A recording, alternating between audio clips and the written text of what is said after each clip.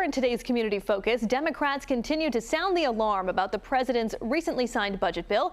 Joining me now to talk about that and much more, Congressman Gabe Amo. Thanks so much for being here. Thanks for having me, Kim. So we heard a little bit about this in the A block of the show, and you and other members of our local congressional delegation, all Democrats, I should say, have been highly critical of what the president had called his one big, beautiful bill. You called it cruel, callous, and shameful. Yeah. Why? I also call it really ugly, and that's because it is doing things that are going to hurt the American people in major ways. When you cut Medicaid, when you cut food assistance for people, when you make it harder to get the college and graduate school assistance that you need, and when you raise energy costs, those are not beautiful things. Those are bad things. Those are ugly things. It's cruel, it's callous, and the American people have asked for just the opposite. They're looking for relief to high costs and want to see action from government to reduce those costs and make the cost of living something that's reasonable for people who are working hard in this country.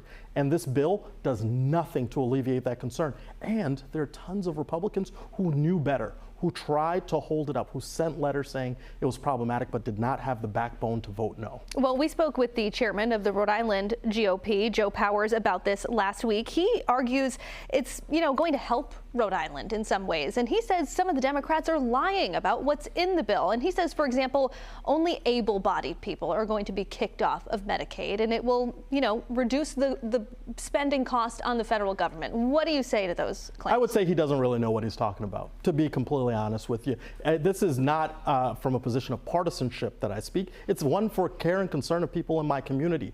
When you hear those phrases, that's administrative red tape.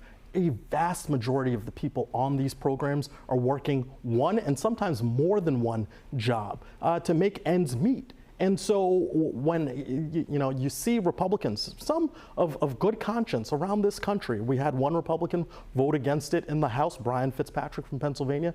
We had certainly Susan Collins of Maine vote against it, and others who spoke about the things that were wrong with it. You know that this is nothing more than a partisan bill that Trump and congressional Republicans are driving through, and Americans will pay for it. It is now law. Where do we go from here? Well, many of the provisions take effect later. And so my hope is that we can reverse some of that. Some provisions take effect sooner. Where we go from here is articulating its impact. I will continue to talk about it and the harms. And ultimately, we Democrats have to take back majorities in the House and the Senate and start that work of restoring the focus on lowering costs for Americans. I want to talk to you about politics a little bit. We just had a poll that came out from Salve Regina University and the Pell Center. Your approval rating is pegged at 44% in this poll, higher than your disapproval rating of 33%.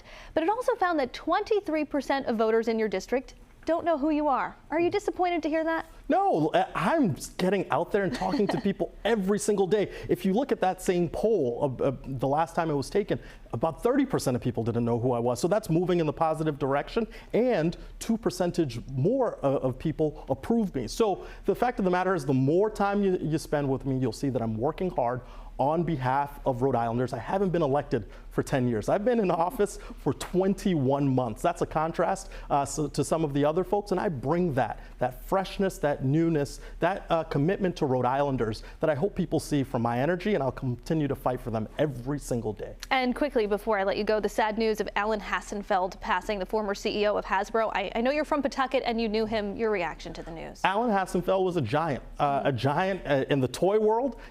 Growing up, I know you remember Mr. Potato Head making a comeback to his philanthropic work for children's health, to combat gun violence, for peace throughout the world. I was grateful to spend time with him before and after I was elected. It'll be a loss that our community feels, but his legacy will be long and forever in the minds of Rhode Islanders. All right, Congressman Gabe Amo, thanks so much for being here on 12 News at 4. Thanks for having me.